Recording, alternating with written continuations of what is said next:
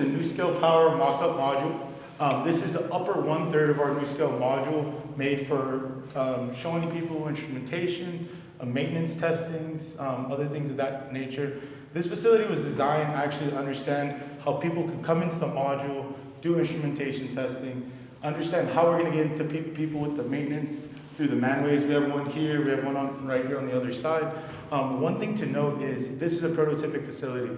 So the thicknesses here do not match. Some of the windows, obviously, we're not going to have windows in a prototypic facility as well. So it's just something to note. Anything you see a cylinder with nothing on it, these are placeholders. This was before the design was fleshed out. So it's just something to consider.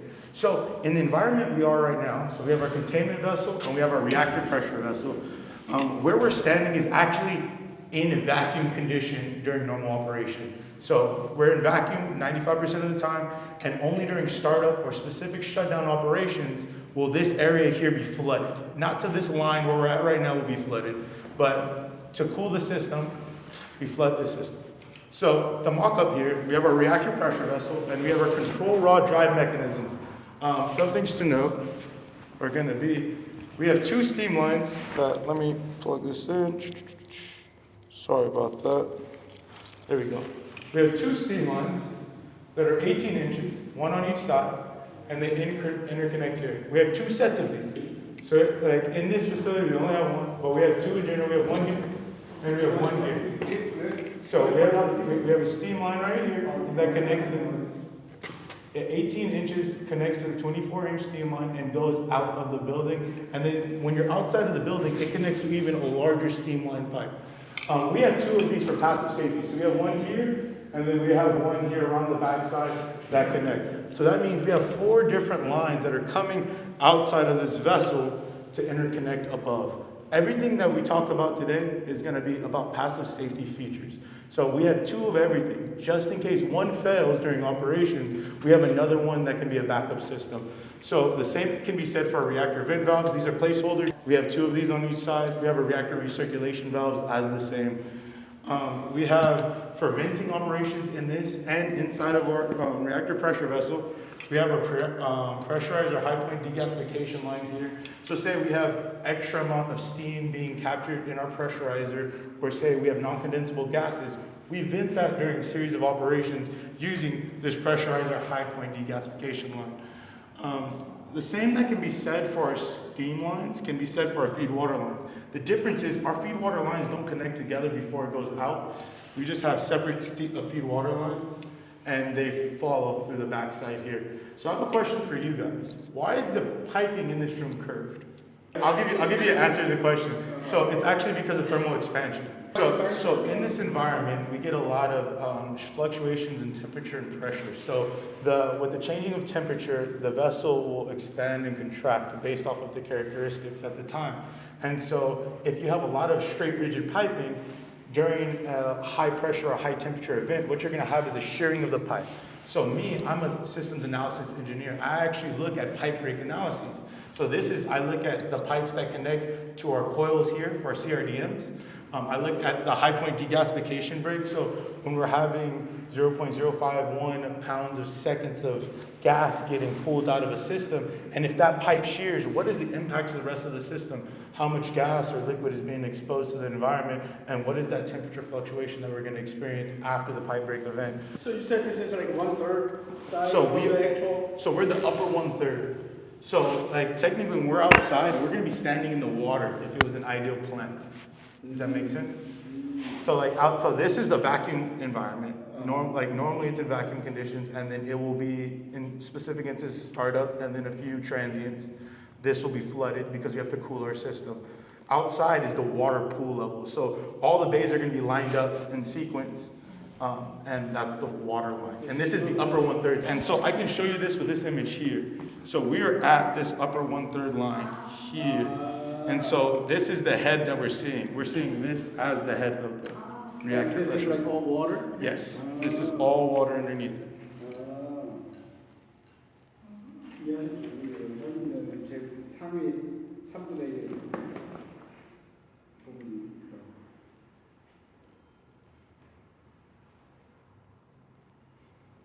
So all of the NuScale, the power module is same size? Correct. Everything is exactly the same size. That's like kind of one of the benefits of the NuScale Power module in itself, is we are going to be the first commercialized nuclear reactor that can basically assemble it in assembly line status. Everything is almost identical.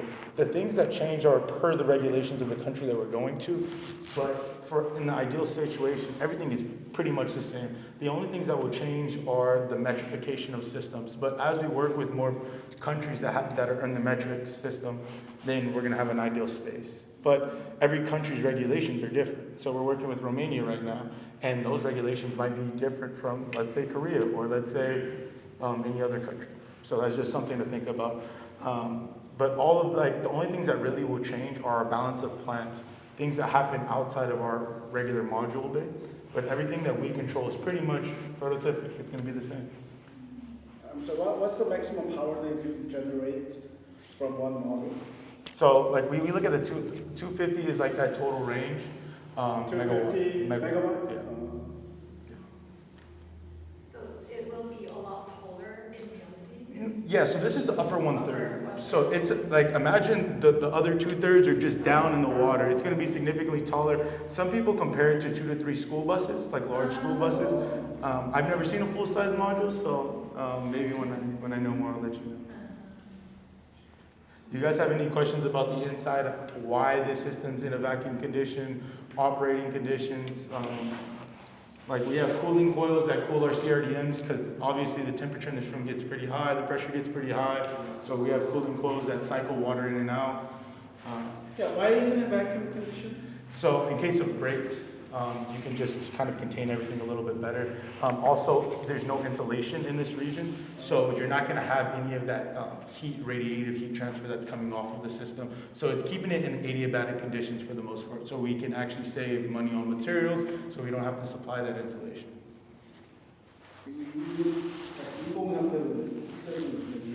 So outside of our containment, like you won't see it in the piping because this is a prototypical facility, but when you're outside, all that piping is actually insulated so we don't have heat losses in the lines. So this is the high pressure, the pressurizer high point vent. So there's 2 of them right here. And so what it is this is our reactor pressure vessel, right? At the top of our reactor pressure vessel here, we have our pressurizer region. If you see those flanges and above, that's our whole pressurizer region. So if we have non-condensables that are in there, or say we need to have a venting operation, say we're in startup procedures and we want to push nitrogen through the system, we use those vent lines to actually vent out the system. And so the degasification line is only used during specific operations. It's not always used for our system, but it's just used for venting purposes, specifically of gas. Any other questions of the inside before we go outside? Can these designs change in the future? So, like the design of the vessel, it's going to stay pretty much the same. We have our standard design application already submitted and approved through the Nuclear Regulatory Commission. So we don't see any significant design changes. Things that could change are like maybe pipe sizings or adding additional pipe for passive safety features. But for the most part, like nothing should change from what we've done already. Now, what you're seeing here isn't where our design is now. This is where our design was years and years ago. But this facility is used as a prototypic facility so people can understand how maintenance technicians can navigate the space, understand where valves should be going, understanding the size component of our module system. So this facility is kind of used to train your employees also? It was supposed to be used for people to like understand how we're going to do maintenance testing in here during operations. How it gets used to train our employees is basically when we go through our training course of what the small modular reactor is, I will take them out here just like I'm taking you now and talk through some of the components and systems and give them a bigger reasoning of what's changed, why it's changed, other things of that nature. Because as an analyst, you see so much stuff on paper, correct? But when you have a different appreciation to your reactor system when you actually physically look at it, when you're able to touch it. So it gives a bigger impact to all the people at NuScale. One thing I was telling you guys while we were in the inside, we were at the water level. So we are in water right now. This whole system, each bay will be right next to each other, concrete in between each of our nuclear reactor systems. We have a prized possession at NuScale. We call it the triple crown of safety. There's 3 modes to cool our system here. One of them is you just use steam and you power the system. So that was that steam line that kind of converged together inside. It's a larger pipe, and when the steam is flowing, we're making money. So dollars are churning, we're going to the turbine, everything's going well. Then if, say we have an event that happens, we shut down the system, we're gonna close our steam line and we're gonna use our decay heat removal system. It's one of the main features of our passive safety system here. Yeah, so our decay removal system are gonna be these 2 cylinders that come down. Like I said, in our design, everything is shifted a little bit. So these valves are actually shifted further down in our actual design than they were before. One thing you'll notice is we have 2 on this side and we'll have 2 directly on the other side. Like I was telling you guys inside, it's for passive safety. The third one of the triple crown of safety is our ECCS actuation valve. So it's our emergency core cooling system. And so we just open the valves when we have overpressure events, and basically we steam off in that sense, and then we kind of shut down the system thereafter. So we'll steam off, and then our decay heat removal system valves will open up, and then we have our natural circulation system that works. So we have our closed valve here, and then we flow down, go to our feed water line, goes through the core, and then we have our natural circulation loop going. And that is like one of the crown jewels here. So our natural safety loop is on both sides, and it just uses changes of density, so fluid temperature, changes of it, and then basically regulates the temperature in the system there. So that operates all like automatic? Yeah, so that's one of the best things about NuScale Power is like the passive safety features here. So we have 2 trains of decay heat removal system, 1 on each side. We have 2 of each of our valves, so our main steam isolation valves, secondary main steam, so almost everything we have 2. So if something was to fail, and I've done the analysis on these for the Nuclear Regulatory Commission for our decay heat removal system, and we're even able to do it with 1 train with 1 valve open, which is phenomenal. So I love talking about the decay heat removal system because it's something like, it's my pride and joy. I've worked on it for 5 years alone. So it's one of the coolest features I like. And not a lot of companies actually use natural circulation to drive their flows. And I think that is one of the up and coming things for passive safety across the nuclear commission, across the board. Some things to consider. I talked about the thickness. Obviously, we have no windows in our actual system here. These cylinders are all placeholders for our isolation valves. So I said there's 2 features of each. So we'll have like right here, we have our decay heat removal system, and then we'll have our main steam valve. But what you don't see is we have a feed water valve here, and we have a feed water valve on the other side. We have where the cap is, that's where our electrical penetrations are. We have 2 to 3 of those in the system. We have an instrumentation port as well. Some of these things are not shown here, but these cylinders act as placeholders for those systems. Also, what you're not seeing is all of the things that kind of shoot up to this point here. So the scaffolding that's there is actually used for maintenance. You can see one right here. I don't know if I can pin it. Yeah, right here where I have the laser pointer. That is our disconnect piping joints. So this is where we disconnect from the regular system. People can navigate the top of the scaffolding there during operations. Well, this is post operations during like shutdown, and they can disconnect the pipes themselves up there. And then what you're not seeing is actual like rods and other systems that are sticking through this middle section. But you can see it here. So you'll see this excess of piping going through the scaffolding. You'll see those same disconnect valve flanges right here. You'll see our flanges and the valves all in one section. And like I said, the system's a little bit lower. So this is that decay heat removal system you were seeing up there on the module, is just a little different. And this is the condenser for it. So our valves are actually a lot lower, and it's closer to that watermark level. Okay. And then let me show you now operation. So I was discussing previously that how the modules were assembled and like how they sit in the water. So that was that concrete difference that I was telling you guys about previously. So we'll have one module here, we'll have one there, and that's 3. And then on the other side of a middle divider, you're gonna see 3 on the other side. You can't see them in this picture. So the cool thing is you can disconnect one NuScale module and all the other modules are still going to be operation, even though one is in refueling, even though that they use the same turbine building and they use some of the same feed water and everything else of that nature. And that's a unique feature. And so what happens here is we have 2 series of cranes to help us through the process. We have one crane here, which is going to pull, after we disconnect everything, like all those flanges that we mentioned up there, we're going to pull the module out and we're going to put it in this flange tool here, and we're going to take out that lower portion. So we have all of these flange components here. It's going to fit in perfectly, and then that's going to take out the containment vessel.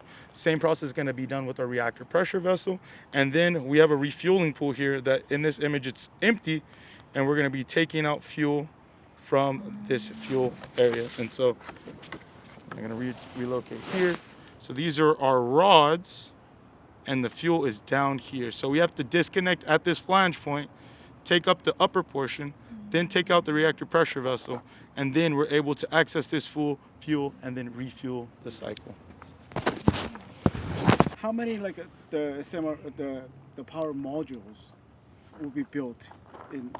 Is there a minimum like a? It depends on the client. So it just depends on what the client wants. And so I know people in our design team and our sales team are working on those packages for our clients. But like we're able to put 1 there. We're able to put 4. We're able to put 6. The most we've talked about is a 12-pack. In one plant setup, and that's for our emergency planning zone. But that may change as we do more technological advances with our emergency planning system. So with the 12-pack, we can fit it in the metropolitan area of a small city potentially, and that's what we're looking at in other locations. So, yeah. And like I said, they all go to the same turbine building, and they all use the same feed. So like they all use all the same balance of plant parameters across the board, which is kind of cool. And just for retrospect, that is a person. So that's a small little person right there. Yeah, just for size component. And the reason why there's rails here is when we bring in these modules, they're gonna either come on like a cargo container or something of that nature, and then basically we'll put them in here and then flip them over with this crane, and that's why this crane feature can stretch all the way across. And then we have a spot right here where individuals, reactor operators, can actually view the plant itself and view it in operations. And then one thing, it's the one I like to, so you guys saw the whole development of it, and then this is the feature of, let's say, our electrical grid out here, our module bays, and then we have a turbine building. And remember that cart I was just telling you about? This is that little cart with the train with the rails that now connect here. So now you get the full picture of like how we transport exactly across the board. So that's the full mock-up of our plant site. Very beautiful image there.